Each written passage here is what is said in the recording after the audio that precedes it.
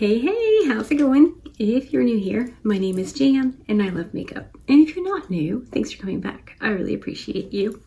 Today, we're going to talk about all of my thoughts on all I bought for January.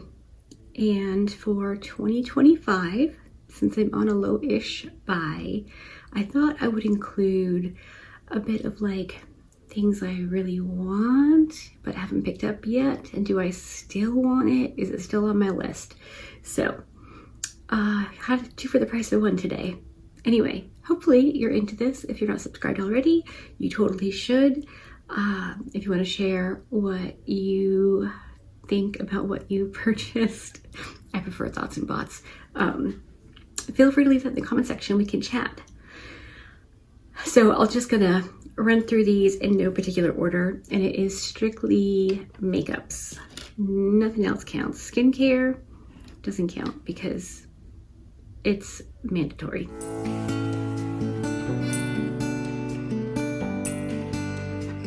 Okay, first up, I have the ABH Mod Ren Mini. I purchased this in, I think, September of 2024, and I never used it. So I finally used it in January for a throwback, and it was fine. I mean, literally nothing wrong with it. I really liked the look that I got, and I thought the quality was great for a little 9-pan palette. Nothing to complain about. I think it would be fun to pair that with something a little more indie. But yeah, I'm happy to have it, and it survived my declutter, so there's that. And then I have the singles that I purchased from Divina Cosmetics. I have not yet had a chance to use all of these, but I have used several, and they're fantastic. Absolutely gorgeous. And I am excited to play with them more. I'm excited to see what else Divina comes out with this year. I am on their PR list for like, it's not just PR list, but like I have a code with them. They want to partner up with smaller creators, and I love that. And I love Divina, so I said yes. So anyway, I do have a code with Divina. I bought these on my own. These are, you know, older than their new partner program, but they are so good, like so good.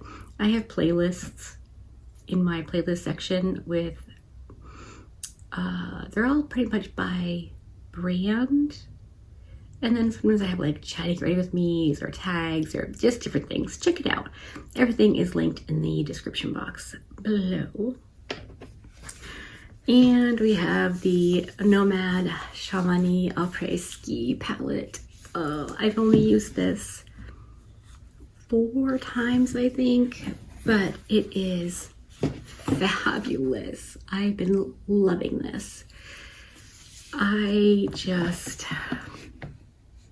It's so nice to play with, and the formula, the quality, you know how I feel about Nomad. Unless this is your first video, I love Nomad. I have a code with them as well, and I like the humans too. The same could be said for Divina. I mean, if I have a code with a brand, it's because I genuinely like the brand. I'm not going to accept something from a brand I'm not into. So, definitely love the palette. I think it's worth whatever dollars I paid for it plus shipping. It's fantastic. Really like that one. I am going to include the brushes that I bought. I got 2 more of the Moda fill brushes because I only had one, and he's amazing. I had to get some backups just in case, so, but we're talking $1.99 a piece, so you know, barely counts. And then I picked up all 5 of the Revolution Beauty London, their icon palettes, every single one. And when I tell you that these are fantastic, I don't mean fantastic for the price, which is more than reasonable. I mean they're using the good BH quality formula. I wouldn't bet my life on it because I don't know enough about makeups, but every one of those palettes has been so good. Love them all and have used all of them. So yeah. And then I picked up 2 more things that I haven't used yet. I grabbed a bronzer and a blush from Revolution. With this order, they sent me a mini highlight. So I thought maybe I could do like most of a face of Revolution just to see if the face products are as good as these eyeshadow palettes. These are the first things I've purchased from Revolution in a very, very, very long time. Because, you know, they weren't doing that great, to be honest. And they were kind of, I don't know, making some choices I didn't agree with. But things seem to be doing better now.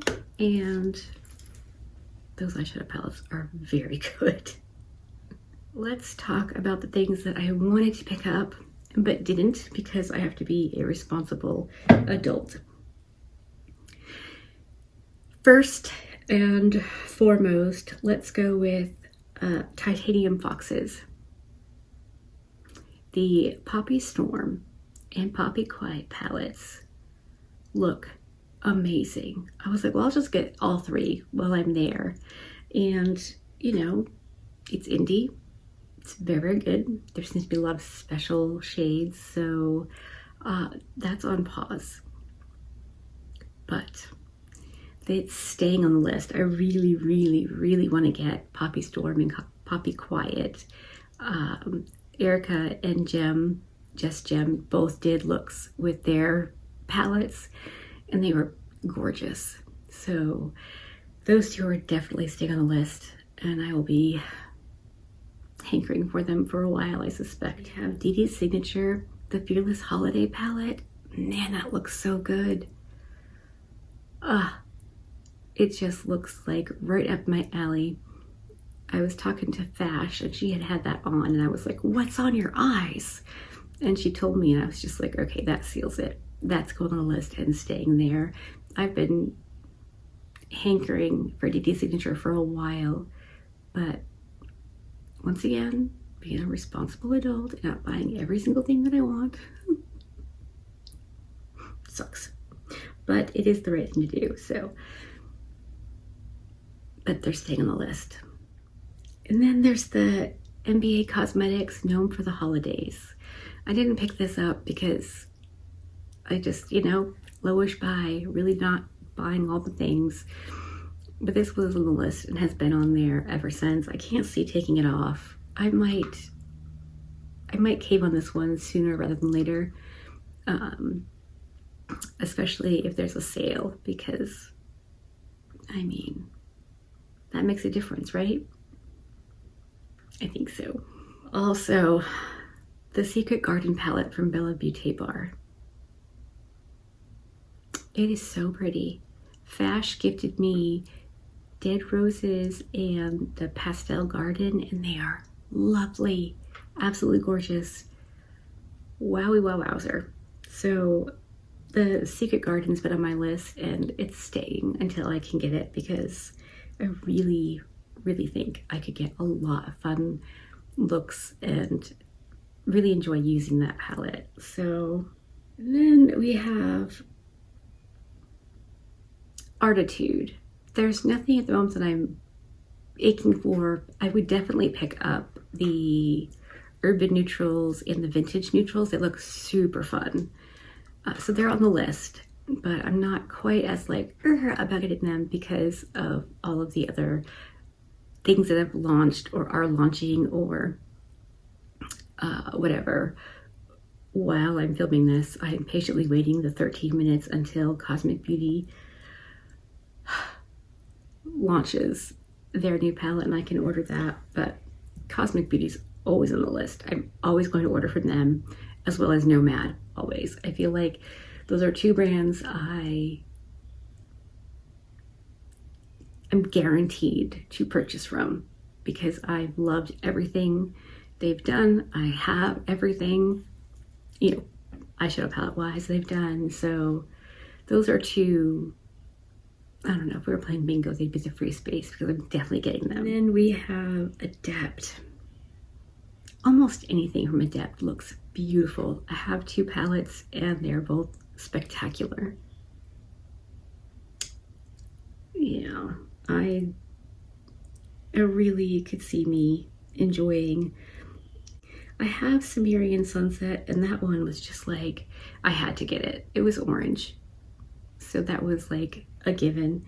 But everything they do, I mean, not necessarily the super neutral ones, but like the Sideboard Choir really got my feels. That's been on my list for a long time. And then Element 115, I don't know what their theming is. I'm just not that cool. But the shades are beautiful. Even Flying Fills is a neutral palette and it looks gorgeous and fun. So almost anything from Adept would make me really happy to have. So those are the brands and palettes that I'm really hankering for. I decided to do this because when Attitude had the Maneater Untamed palette, I talked myself out of that and it sold out, and I was just like really bummed. I mean, it's just makeup and whatever, and I could probably, you know, find similar in my collection because it's not small. But then she said she found some and they were available when she launched Metamorph, and I scooped it up, and boy howdy, I am so glad I did because it is a fantastic palette. I love that eyeshadow palette so much. So I feel like keeping a running list of things that I really want will help me,